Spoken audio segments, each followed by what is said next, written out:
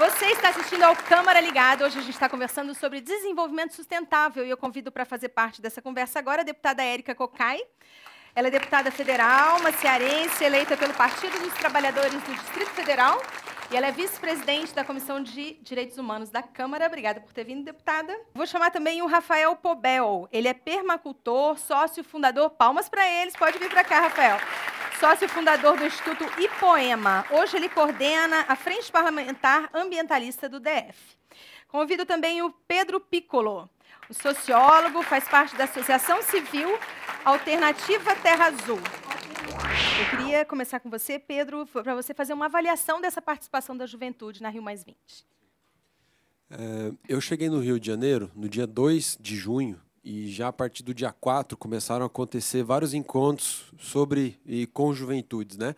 O primeiro de que eu participei foi o Congresso Mundial da Juventude, que tinha 350 jovens do mundo inteiro, mais de 110 nacionalidades, e aí foi até o dia 13 de junho.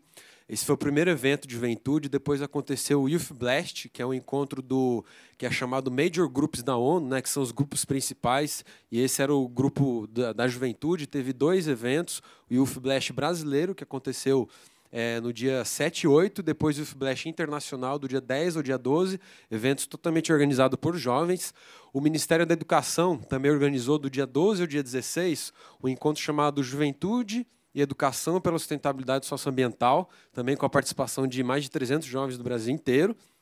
E na Cúpula dos Povos, que foi um evento paralelo à Rio+20, né, o encontro organizado pelos movimentos sociais também, vários eventos de juventudes. Os principais foram o Enlace das Juventudes, que várias organizações de juventudes organizaram para construir uma pauta unificada das juventudes, e também outro que teve bastante visibilidade, que inclusive dessa camiseta que eu estou usando, que junto com a formação da Rede Brasileira da Carta da Terra, a gente formou um grupo de juventude que vai acompanhar a Carta da Terra.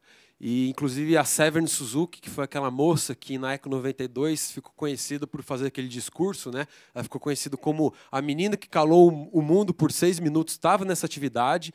Ela falou bastante também. E, substituindo ela, nessa conferência, a gente teve uma menina da Nova Zelândia, de 17 anos, que também falou para o chefe de Estado lá. Então, a juventude participou de várias maneiras, né? Mas, infelizmente, o recado da juventude, pelo chefe de Estado, pelas pessoas que, de fato, tomaram a decisão, o recado não foi implementado, né? Como a gente pôde ver no documento final da Rio+20, que, apesar de alguns avanços, não absorveu, não incorporou o que a juventude de fato queria, que era uma visão de médio e longo prazo. Uhum. Deputada, muitas das sugestões surgidas ali na reportagem são muito difíceis de serem implementadas. Por exemplo, usar transporte público. Tem muitas cidades que simplesmente não oferecem um transporte público civilizado, ciclovia, não tem ciclovia, é muito difícil você estar arriscando sua vida. O que a senhora acha dessas dificuldades para essa implementação? Bom, eu penso que nós temos que mudar o modelo econômico. Né? Tem que mudar o modelo econômico.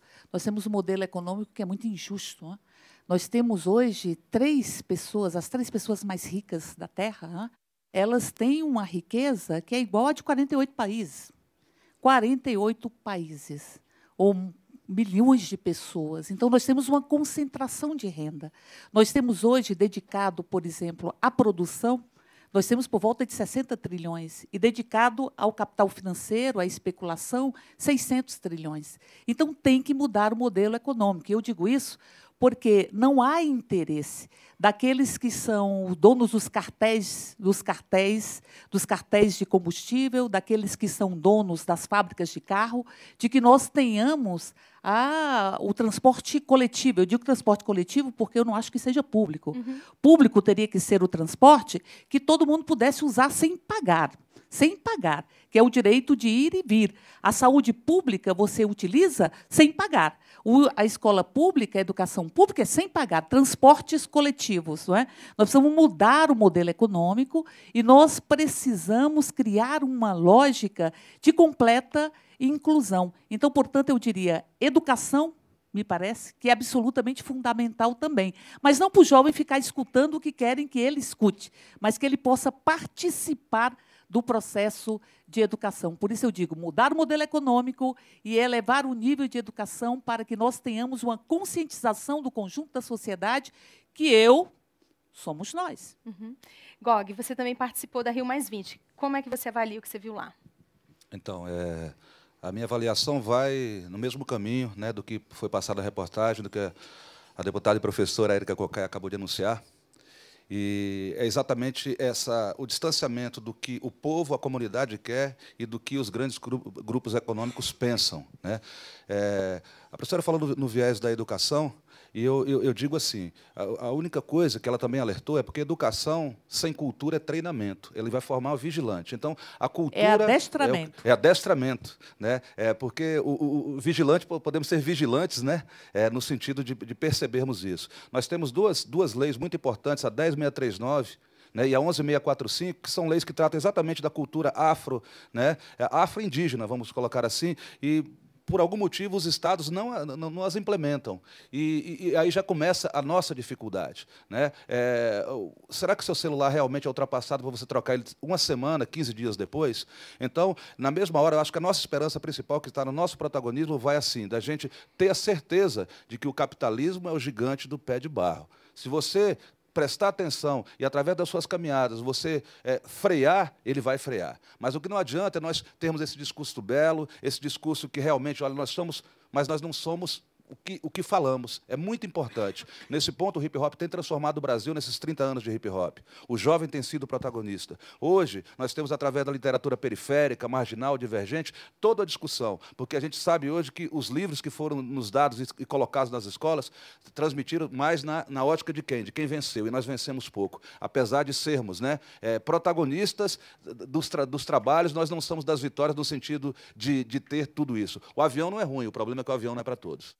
Olha só, uma pesquisa do Ministério do Meio Ambiente, chamada O que o brasileiro pensa do meio ambiente e do consumo sustentável, mostrou que 2/3 dos pesquisados não sabia o que é consumo sustentável. Você pode explicar para a gente? Cadê o microfone aqui?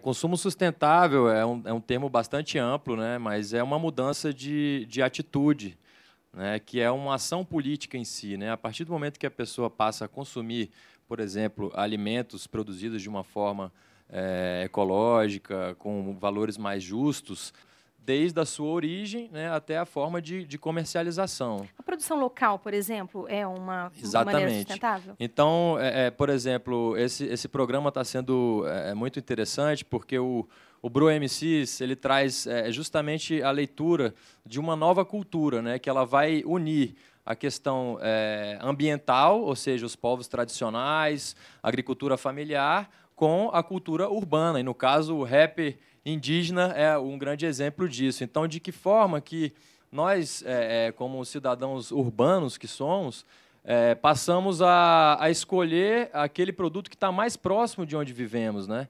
Então, assim, consumir alimentos produzidos pela agricultura familiar local é um caminho, né? Então, tem programas que já fazem aquisição de alimento escolar, né? 30% da alimentação escolar, por projeto de lei, já deve ser comprada da agricultura familiar local, né? De preferência orgânico.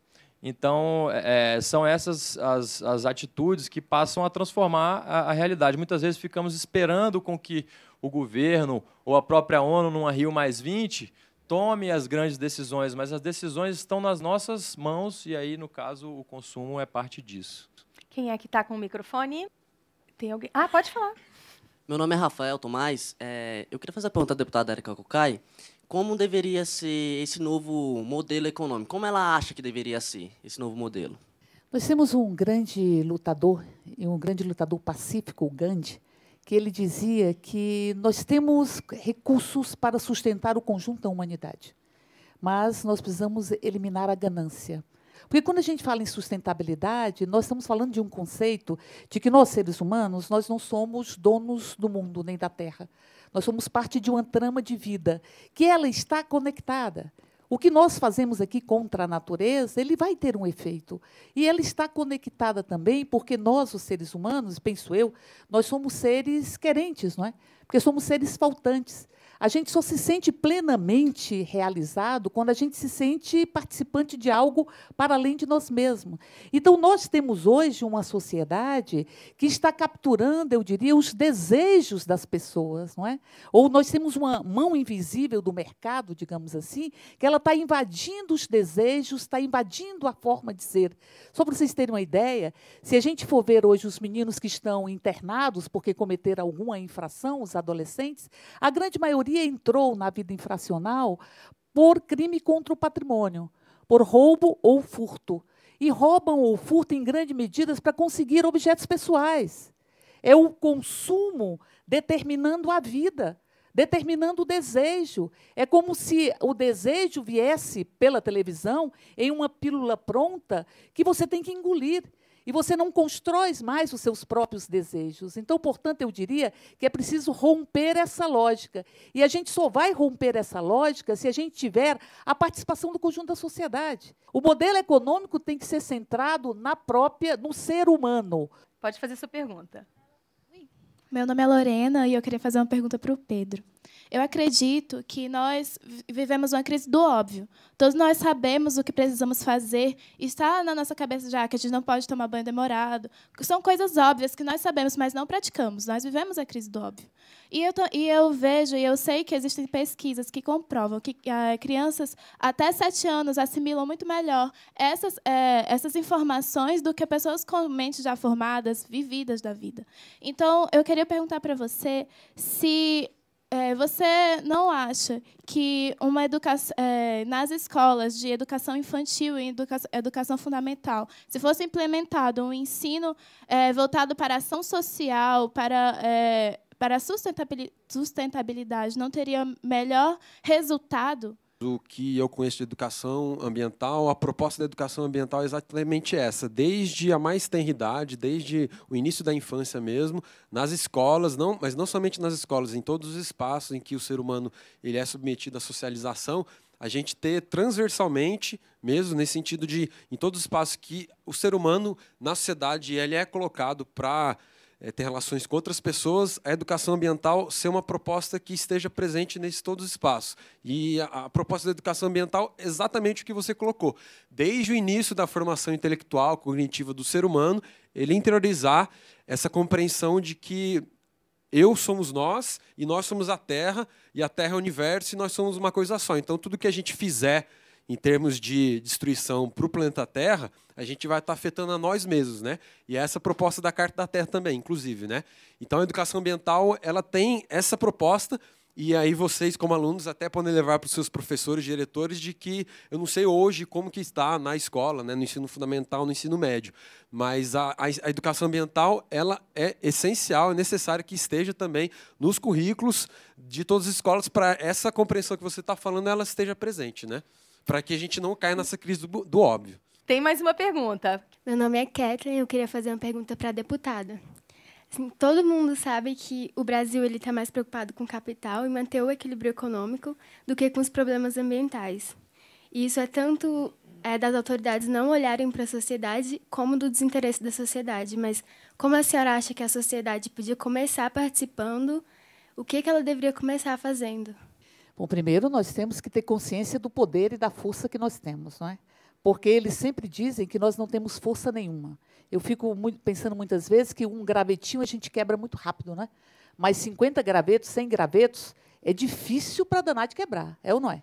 Então, portanto, a gente tem consciência da nossa própria força quando a gente se organiza. E nós nos organizarmos para isso. O Gog falava da educação, nós não achamos que a educação é o aluno sentar e o aluno não ter reconhecido o seu saber. Porque a gente tem um saber. Paulo Freire falava isso, a gente tem um saber, a gente sabe muita coisa. E a gente tem que ter a oportunidade de poder ter esse saber sendo considerado. Eu penso que quando a sociedade se organiza, ela faz uma diferença imensa e ela constrói uma nova realidade. Porque nós estamos falando de sustentabilidade e nós estamos falando de cuidado com o meio ambiente, que é absolutamente fundamental, porque fazemos parte dessa trama de vida, mas o ser humano tem que entender que todos nós somos iguais em direitos. Nós vivemos em um país que tem por volta de 2.000 municípios denunciando exploração ou violência sexual contra criança e adolescente. Com relação à violência contra o homossexual, nós temos no Disque 100 mais de 6.000 denúncias. Então, nós temos um país que é preciso que você encare que o outro tem o mesmo direito que você tem e que nós possamos fazer valer a nossa Constituição, que fala em dignidade humana. Sustentabilidade é você considerar que as grandes saídas são coletivas, que eu não sou só eu. Eu sou muita gente e, inclusive, sou parte da própria natureza. E respeitar o outro, que é diferente, é diverso, ou seja, que nós temos que ter um processo cultural diverso, uma diversidade cultural, para que nós possamos realmente ter um desenvolvimento sustentável.